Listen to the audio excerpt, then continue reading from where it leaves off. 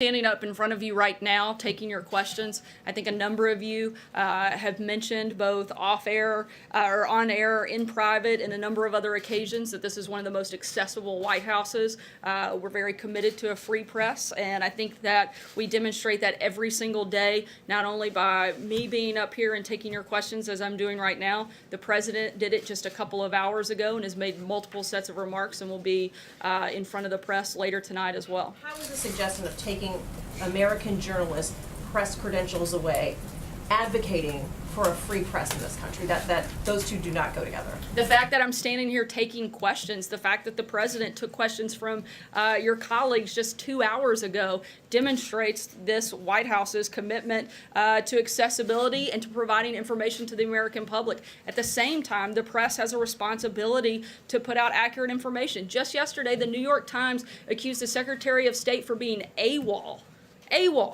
when he was flying across the globe to bring 3 Americans home. That is an outrageous claim. Just earlier this week, the Washington Post accused the First Lady of not living in the White House. That outrageous claim was then repeated again in this room.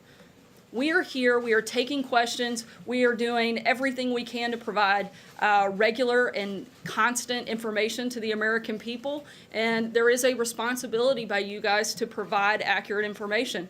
And we're going to continue to try to work with you, as I'm doing right here, right now, and as the President did just a couple of hours ago. You know, we wouldn't be able to ask those questions without those credentials in this room? I'm sorry? We wouldn't be able to ask these questions that you're here to answer without these credentials. And you are, so you're clearly sitting right here asking them right now. Francesca. Thank you, Sarah. Yesterday, Hillary Clinton, John Kerry, and former President Barack Obama all weighed in on the president's Iran decision. A sampling of what they said: John Kerry was, it weakens our security, breaks America's word, isolates us from our European allies. President Obama, former President Obama, said that called for principled, fact-based, and unifying leadership that can best secure our country. And then Hillary Clinton said our credibility is shot, and they called it a mistake. What is the president's response to them, and what does the White House think about those former Obama administration officials commenting on this and the appropriateness of that? I think based on each of those individuals' lack of success in this entire process on foreign affairs, they would probably be the last 3 people that we would look to for advice and counsel, and whether or not we had made the right decision. Sarah, do you believe that Michael Cohen was ever in any way qualified to provide insights into this administration? I'm not going to get into somebody else's qualifications. That's something that an independent company that hires an individual would have to make that determination, not me. Let me ask you this, because what we know is that Michael Cohen received millions of dollars, apparently peddling the insights that he said he could provide into this administration to America's largest corporations.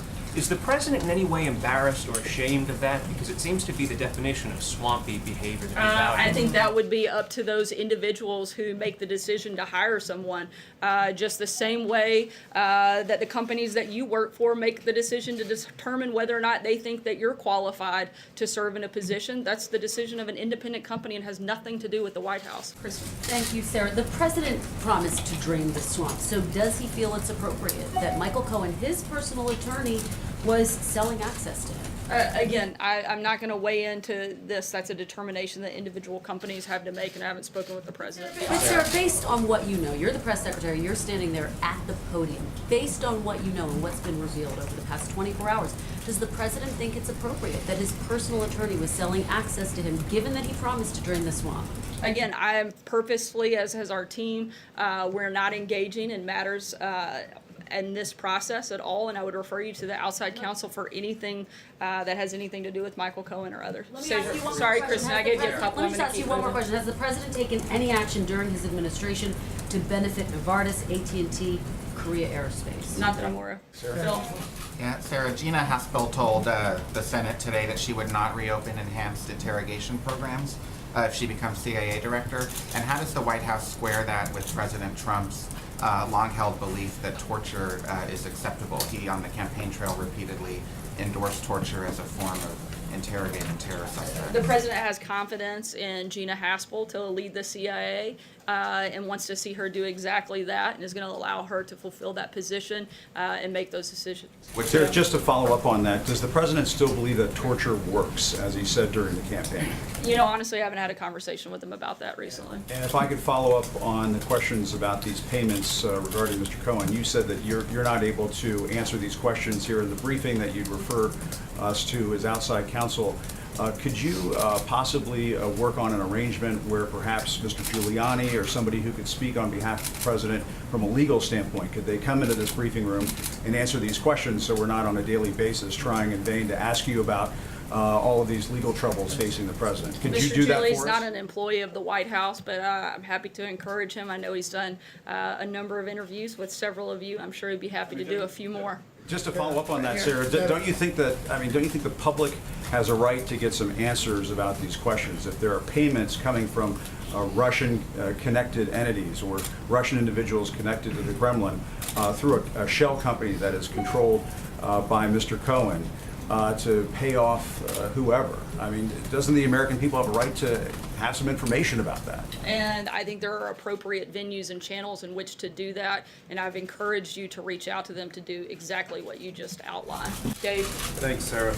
Was the decision to send Secretary Pompeo to North Korea yesterday at the very time the president was ripping up the Iranian nuclear deal, was that meant to reassure North Korea that the United States can make a nuclear deal that will be stuck to?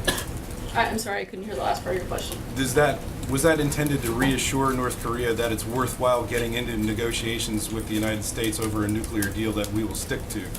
The purpose was to make sure that we continued the progress that we have had on setting the date and the location for the president's meeting with Kim Jong, which happened, as well as an additional thing which you all know about, and that was Secretary Pompeo was able to bring home those 3 Americans, which will be back in the United States later tonight. Follow on North Korea? Sorry, right here. Sarah, I want to ask you about the tone of this potential summit, because earlier this week, North Korea criticized the president's claim that his so-called maximum pressure campaign was responsible for the meeting between South and North Korea. And just yesterday, a senior North Korean official reminded Secretary Pompeo that that happened not as a result of outside sanctions. So does President Trump maintain that he had, quote, everything to do with that meeting? And is he worried that the backlash about that claim could impact the tone of his own meeting with Kim? The president has talked about certainly that the maximum pressure campaign has worked. We have seen North Korea make progress since that campaign started, but the president has also been very clear that some of that success is due to our allies and our partners, particularly both President Moon, Prime Minister Abe, and President Xi, and their role in helping put pressure on North Korea, and they have all played a big role in the maximum pressure campaign. But a lot of that is due to the fact that the president has spent time developing relationships with those individuals, and they've collectively been able to put pressure on North Korea. And can I ask you another question about the 3 detainees? Can you give us any details about how and when they were informed they were coming home, their immediate reaction? And if nothing else, their families, how they found out, and whether the president has spoken to any of them directly? I know that there has been a number of different points of outreach from the administration starting early this morning to contact the families. In terms of other details, I don't have that for you right now, but we'll be happy to provide it as we have it. Take one last Does question. the president still have confidence in Rudy Giuliani? Yes, he thinks he's done a fine job. Last question, Andrew. Thank you. I have 2 questions, if you will indulge me. First, I want to take us back to one of the president's tweets from earlier this week when he referred to the 13 angry Democrats running the Russia investigation. Setting aside the fact that Robert Mueller is a Republican, is the president aware that federal law prohibits discrimination in hiring based on political affiliations? And how does he believe that political affiliation should be taken into account when hiring prosecutors, regardless of this law? We've been fully cooperative with the special counsel. We're going to continue to be. Beyond that, I don't have anything to add on that front. And my second question, thank you.